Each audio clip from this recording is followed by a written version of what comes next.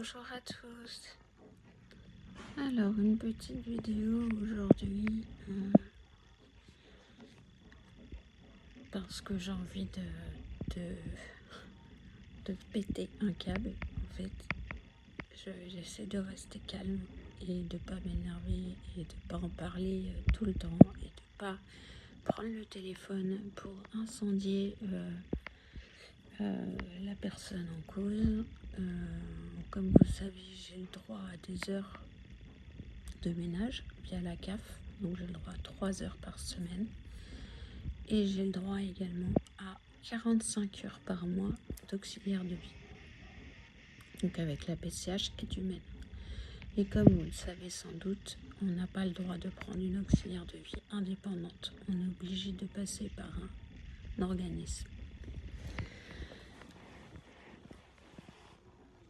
Jusque là ça allait à peu près, j'avais pas le nombre d'heures dont j'avais le droit, puisque les juillet, août, c'était les vacances et que c'était compliqué pour eux de me donner le nombre d'heures dont j'avais le droit, étant donné que ça fait quand même plus de 10 heures par semaine normalement, et donc ils n'avaient pas le personnel présent pour ça. Ce que je comprends, il n'y a pas de problème. On avait dit qu'on attendrait la fin des vacances et qu'en septembre on reverrait tout ça, le planning, etc. etc. Donc jusqu'à il y a 3 semaines environ, ça allait à peu près. Donc il m'avait mis 3 heures par semaine d'auxiliaire de vie. Je m'en contentais puisqu'on en avait déjà discuté et que voilà, les choses étaient claires. Sauf que là, depuis 3 semaines, c'est une cata. C'est-à-dire qu'en gros, par exemple, hier, j'avais le droit à 3 heures. L'auxiliaire de vie, je l'attends toujours. En fait, elle n'est jamais venue. Je n'ai pas été prévenue. La semaine d'avant, j'ai eu le jeudi pareil. Elle n'est pas venue, je n'ai pas été prévenue par l'organisme. Le lundi d'avant, pareil. Elle devait venir à 9h. Au final, je me suis inquiétée, la voyant pas arriver. J'appelle, on me dit non, finalement, elle viendra à 11h30. Et elle viendra pour 1h30, c'est tout. Voilà. Si j'avais pas appelé, on me disait rien. La semaine encore d'avant, la même histoire.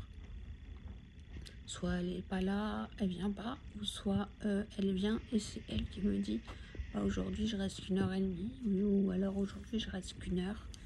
Et quand je lui dis mais je suis pas prévenue, elle me dit je suis désolée, c'est pas moi qui gère ça. C'est effectivement c'est pas elle qui gère, hein, c'est l'organisme qui est censé m'appeler et m'informer. Donc ça fait presque 2 ans que je travaille avec eux, puisque j'avais déjà mes heures de ménage via la CAF avant d'avoir ma PCH, donc j'avais pas du tout de soucis.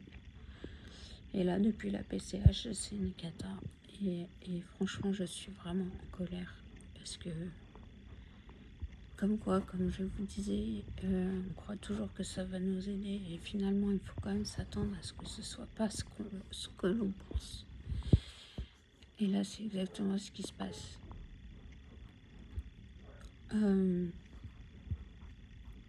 Je comprends pas, j'ai l'impression qu'on essaie de me faire partir en fait de cet organisme. Je sais pas pour quelle raison. Je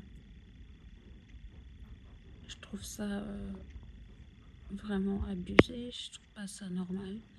C'est pas sérieux du tout. Moi j'ai 10 heures, j'ai 45 heures à attribuer, c'est parce que j'en ai besoin. Et au final, je me retrouve avec, allez, on va dire 1h30 de temps en temps. Donc, en gros, dans le mois, je me retrouve avec, 5 heures. Voilà, environ.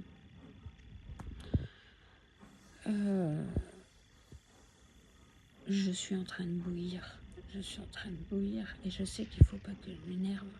Mais ça fait plusieurs fois que j'envoie des mails et qu'on ne me répond pas en plus. C'est-à-dire que je demande ce qu'il en est, pourquoi, et on me répond pas. Alors qu'avant, on me répondait toujours. Donc je sens bien qu'il y a un souci. Je sais pas lequel. Le problème, c'est que je peux pas changer comme ça, en fait. Tout ce qu'on fait comme changement, même si par exemple on part en vacances, admettons, ou si on a une hospitalisation par exemple, il faut prévenir très longtemps à l'avance au niveau de la MDPH. On n'est pas libre de faire ce qu'on veut ou de changer d'organisme par exemple, on ne fait pas ce qu'on veut. Et donc je me sens complètement coincée parce que j'ai pas la force de faire les choses déjà. Parce que là, je dois préparer mes affaires pour partir dans 15 jours et j'arrive même pas à faire une lessive. Donc c'est très compliqué pour moi. Parce que à ce jour, les heures de ménage ne sont même plus faites en fait. Donc je comprends pas du tout. Et là, forcément, ça me met une pression en plus parce que vous le savez, une organisation, quand on est malade comme ça, et surtout avec une fatigue extrême, c'est très compliqué à gérer.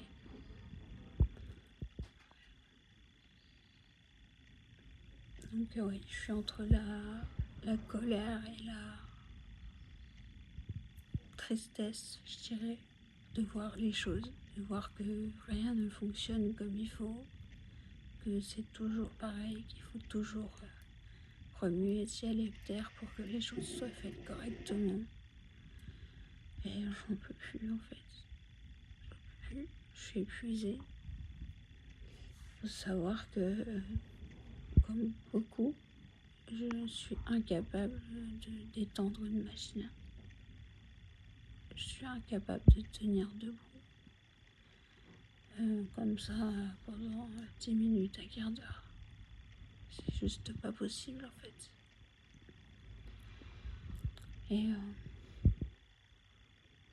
Et ça, du coup, ça me provoque un stress, forcément, puisque je vois que les choses n'avancent pas. Que le linge s'entasse, que les machines s'entassent. Et quand j'ai mon planning, j'enregistre toutes mes heures et que, par exemple, hier, je l'attendais et qu'elle n'est jamais venue, je me dis, mais quand est-ce qu'on va m'aider vraiment, quoi? Parce que même officiellement, quand vous avez des droits acquis, eh ben, c'est pas mis en place. Il faut savoir que la MDPH ne peut rien faire pour ça. Donc elle ne peut pas les appeler, leur dire quoi que ce soit, c'est à moi de gérer. Donc voilà, je suis embarrassée avec tout ça. Ça n'arrange pas mon état, forcément. Je commence à avoir de l'œdème vraiment sur la paupière. Vous voyez, mes sourcils ne sont pas du tout alignés. Et là, je pars dans une fatigue de plus en plus intense et qui va me coûter vraiment très cher. Donc ouais, ça me met en colère. Voilà, je voulais partager ça avec vous.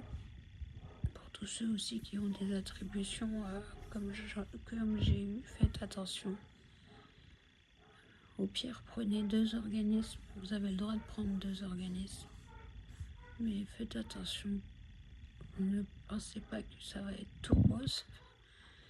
Ça m'embête de dire ça, mais c'est vraiment le cas. Et il vaut mieux le savoir et l'anticiper plutôt que de le voir sur le tas et puis du coup d'être mal et stressé, pas bien, etc. Donc je préfère le dire. Le mieux quand même, dans notre cas, c'est quand même de faire une demande d'aidant familial. C'est vraiment le mieux. Bref, je ferai un post exclusif pour ça, en plus en détail. Là, je suis trop fatiguée, donc je vous laisse. Oui, j'ai le masque parce que mon fils est malade. Ça y est, c'est reparti. Donc faites attention à vous. Le lycée m'a dit que les 3 quarts des élèves étaient absents pour maladie. Donc comme quoi il y a vraiment un sale virus qui traîne, entre autres, entre le Covid et tout le reste. Donc protégez-vous au maximum. Et je vous dis à très vite.